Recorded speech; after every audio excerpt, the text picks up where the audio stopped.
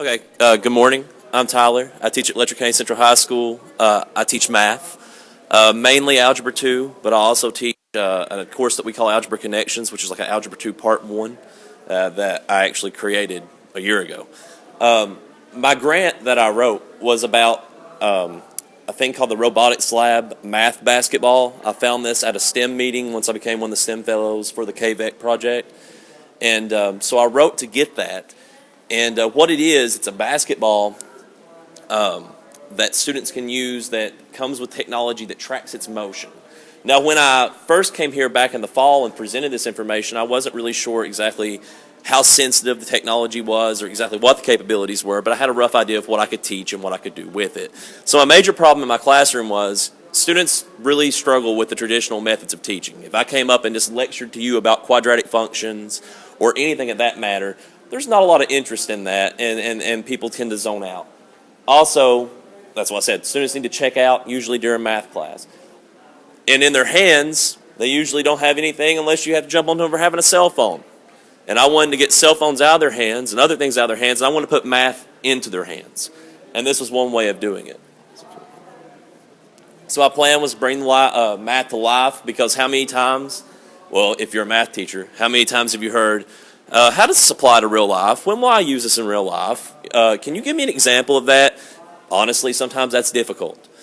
But I wanted to show them simple ways and compare it to everyday motions that they're already used to doing, which was through basketball.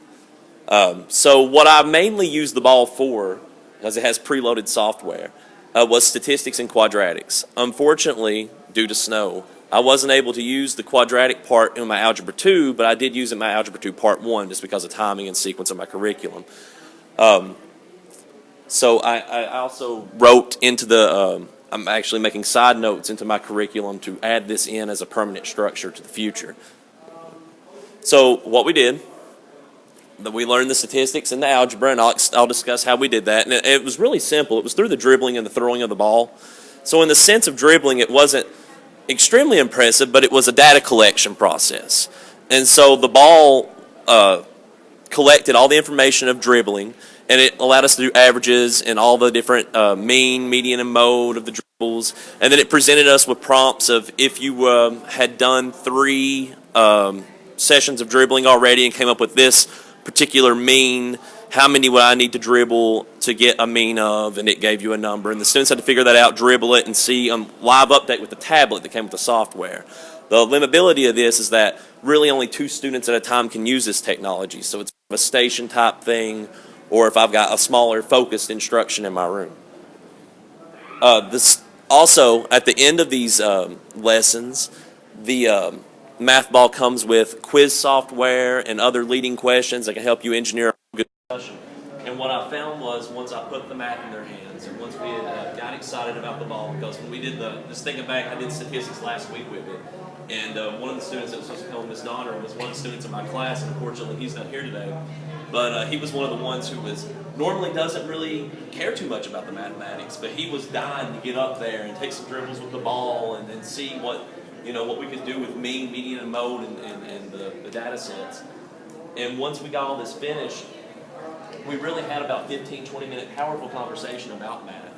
And I thought that was really, that's truly different than what I normally get out of a classroom, where students are typically not willing to participate and not willing to have that conversation about math. So to get really, I didn't have any pre-data, but to get any kind of data at all, first of all, from the conversations that were engineered in my classroom, students being involved, the involvement with the hands-on activities, but with those questions that came with the math ball, I found that students were more involved in answering questions about statistics and about quadratics once they had actually seen it and held it in their hands. And to touch on the quadratics, even though I hadn't yet, what the math ball does with that is it can adjust the coefficients of the quadratic function. And from that, you can see the distance between you and your partner that you want to throw the ball to, and the height at which you want to throw it. And we can play with those numbers and talk about what that does to the actual graph of the quadratic. And one of the funny questions that kids had was, well, we can't move the constant, which is the B or the C on the end of the quadratic function. And they couldn't understand why that was frozen, and they couldn't change that. And then we got to talk about transformations and how that's a shift of the graph vertically up, and that was calibrated based on their height. And so that's something we got to talk about that I don't think I could have ever engineered in that manner in the classroom any other way. So I thought that was really neat. That was through exploration that we found that. The next step is to be more efficient with this process.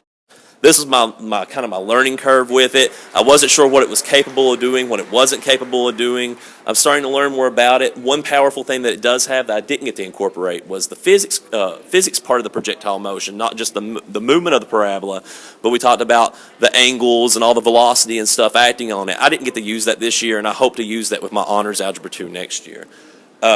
There are upgrades that I can purchase, hopefully. If there's money around somewhere I can find and write some grant, I'll try to do that. I want to get it to where I don't have to do small group instruction. And the way I could do that is if I could somehow come up with a way to link it to my projection system. And I think that that's possible, and so I'm searching for that resource so I can have that going on live with 30 students as opposed to just the that I'm isolated with at that time. Is that the end of it? Okay, well, that's it. And I really appreciate ARI for choosing me for this when I wrote this grant.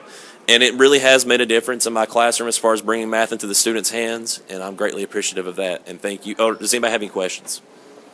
What's the actual size? Okay, it's a normal basketball.